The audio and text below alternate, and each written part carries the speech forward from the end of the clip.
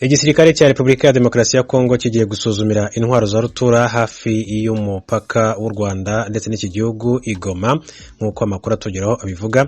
Igisirikare cya Repubulika ya Demokarasi ya Kongo ku bufatanye n'ingabo za MONUSCO kigiye gusuzumira intwaro za rutura hafi y'umujyi wa Goma mu ntara Kivu y'Amajyaruguru. Umuvugizi w'ibikorwa bya gisirikare muri zone ya Sokora kabiri, Lieutenant Colonel Guillaume Njike Kayiko, uyu munsi akaba yateguje abanyekongo batuye mu burasirazuba bw'igihugu ko izi ntwaro zizasuzumirwa mu gace ka Sake muri teritwari ya Masisi tariki ya 17 Ukuboza. Umusirikare akaba yasabye abanyekongo kutazagira ubwoba mu gihe izi mbunda zizaba ziri kuraswa cyangwa se ziri kumishwamishwa hirya no hino. Ati guverineri ku rwego rw'igisirikare wa Kivu y'Amajyaruguru Lieutenant General Njiko Kayiko Constant Ndimba aramenyesha abaturage bari mu ifasi ye ko ku itariki ya 17 Ukuboza muri Sake hazaraswa imbunda ziremereye mu rwego rw'igerageza abantu ntibazagire ubwoba.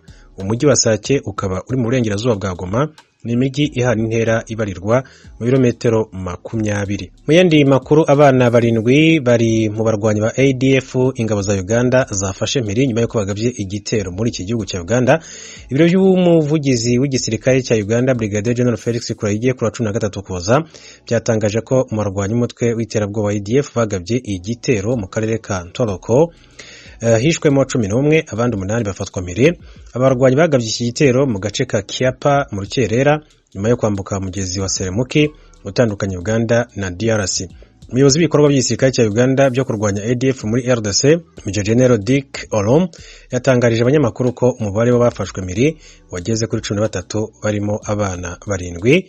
Muri video yashyizwe hanze n'umunyamakuru Sharon Kyomugisha utari inkuru z'ibikorwa by'izi ngabo muri RDC, yumvikanamo General Orumu aganiriza abana bafashwe mu rurimi rw'igiswahili abaza buri umwe amazina ye ndetse n'imyaka afite. Muri abana harimo Tumaini Jeremy w'imyaka wahawe izina rya Ari akaba afite imyaka 17 y'amavuko, Joseph w'imyaka 16, Abdul Basti w'imyaka 14. Umukuru muri bo ni Hassan w'imyaka 18, bose bakaba bakomoka muri RDC mu bwoko bwa Nande na Banyabwisha. Umutoya muri bo ni Abdul Hanin ufite imyaka 12 y'amavuko, we akaba akomoka mu karere ka Arua muri Uganda gahana imbibi n'igice cy'uburasirazuba bwa RDC. General Orumu akaba yasobanuye ko inyinshi mu mbunda 11 zafashwe, 10 ni za AK47 PKM rimwe, inyinshi ngo n'abana bari bazifite nk'uko uyu muvugizi w'ibikorwa by'igisirikare muri Kongo ariko ku ruhande rwa Uganda yagiye abigarukaho. Mwanya mwongeye kwirirwa, ni Thomas Kamirindo basuhuza nanone kandi mbaye ikaze mu makuru yacu yo muri uyu mwanya. Radio Ijwi rya Amerika nk'uko mubizi ivugira ku mirongo migufi kuri metero 19 na metero 22 mu Burundi, naho mu Rwanda turi kuri FM 104 n'ibice bitatu, naho kuri internet mu dusange kuri wa3 radio yacu voa.com. Inama ihuza abakuru b'ibihugu n'abandi bayobozi bo mu nzego zitandukanye bo muri Afrika na Perezida wa Leta Zunze Ubumwe za Amerika Joe Biden yatangiye uyu munsi hano i Washington DC. Igihambaye cyane kuri twebwe nibirabana forum d'investissement y'u Burundi izuba itariki 16 tukazoronka akaryo rero ko kwereka abanyamitahe b'abanyamerika imvo zotuma bazana imitahe yabo mu Burundi. Didas Ngendakumana akorera ibiro bijejwe iterambere mu Burundi, nawe ari muri iyi nama.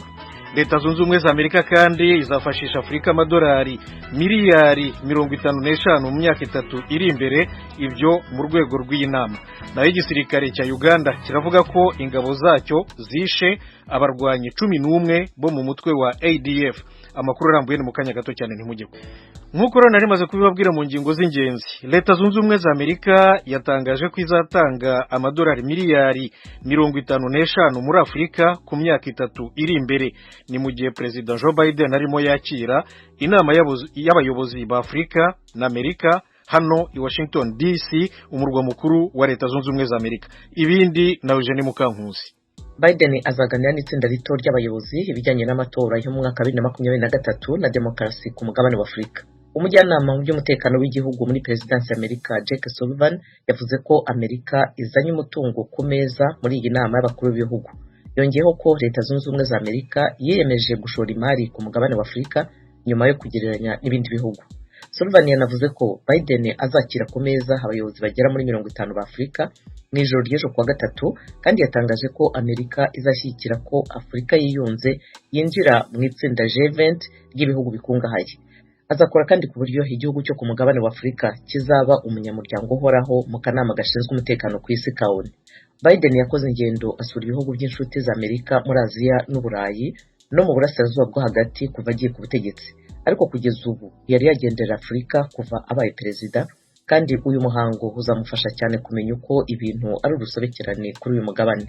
Ku ruhande rumwe, ibikorwa bya diplomasi bya Biden kugeza ubu byibanze ku gutsura demokarasi mu burengerazuba bw'isi nk'uburyo bwo gupiganwa n'Ubushinwa, ariko abayobozi ba Amerika bakomeje gushimangira ko inama y'abakuru b'ibihugu bya Afurika itagamije yose kuganira ku buryo Ubushinwa buvuga ari kwijyana muri Afurika. Biden azanashyiraho intumwa idasanzwe yo gushyira mu bikorwa ibitekerezo bizaganirwaho mu nama, kandi Departoma ya Leta ya Amerika ifite umugambi wo gushyiraho Ambasaderi Johnny Carson kuri uwo mwanya nk'uko Sullivan abivuga. Uyu muyobozi yakomeje avuga ko amasosiyete arenga 300 ya Amerika na Afurika azahura n'abayoboye intumwa muri iyi nama bakaganira ibijyanye n'ishoramari muri segiteri zikenewe cyane. Jake Sullivan yongeyeho ko Amerika itazashyiraho inzitizi mu nama na Afurika hagamijwe gushyigikira intambara muri Ukraine. Iyi nama y'abakuru b'ibihugu b'Afurika na Amerika turayigarukaho mu kanya n'umunyamakuru w'ijwi ry'Amerika mugenzi wacu Edi Rwema uhatubereye arimo aradukurikirana aho mu kanya. Rero tujye muri Afurika. Igisirikare cya Uganda kiravuga ko cyishe abarwanyi 11 bo mu mutwe wa ADF barimo bagerageza kwinjira muri Uganda baturutse muri Repubulika ya Demokarasi ya Kongo. Eugene Mukankusi arakomeza. Itangazo rya Uganda riravuga ko abantu 30 bo mu mutwe wa ADF binjiye muri Uganda mu ijoro ry'ejo kuwa mbere banyuze mu mujyi wa Ntoroko mu burengerazuba bw'igihugu ku ruzi rwa Semuliki. Colonel Deo Akiki, umuvugizi w'ingabo za Uganda, yabwiye ijwi ry'Amerika ko bakomeje gucunga ADF kuko yageragezaga kongera kwinjira muri Uganda. Avuga ko abarwanyi benshi ba ADF bagishakishwa, kandi ko urugamba rwo kubatoratora umwe rugikomeje kuzageza barangije itsinda ryose ryambutse umupaka rijya mu karere ka Semuliki. Mu kwezi kwa 11 umwaka ushize 2021, igisirikare cya Uganda cyavuze ko cyohereje abasirikare mu burasirazuba bwa Repubulika ya Demokarasi ya Kongo gufatanya n'ingabo za Kongo kurwanya ADF. Colonel Akiki yemeza ko icyatumye ADF yinjira mu gihugu ejo kuwa mbere byari kugaragaza ko umutwe ntaho wari wajya, kandi bakigaba ibitero ku basivili. Yagize ati, ntitujya muri Kongo gusa kubarwanya, ahubwo tunarinda imipaka yacu, kandi ni muri ubwo buryo twababonye. Bakekaga ko twaba tudafite ingabo zihagije ku mipaka. Ibyo byari ukwibeshya, kandi bazabyicuza. Umutwe wa ADF wagabye igitero cyawo cya mbere kuri guverinoma ya Uganda mu 1995, kandi wamaze imyaka ukorera mu turere two ku mipaka ya Uganda n'uburasirazuba bwa Kongo. Kuva ushinzwe, uwo mutwe wishe abasivili barenga 700,000, kandi warwanye n'ingabo z'amahoro za ONU muri Kongo MONUSCO. Radio Ijwi ry'Amerika ivugira Washington DC mu Kirundi n'Ikinyarwanda.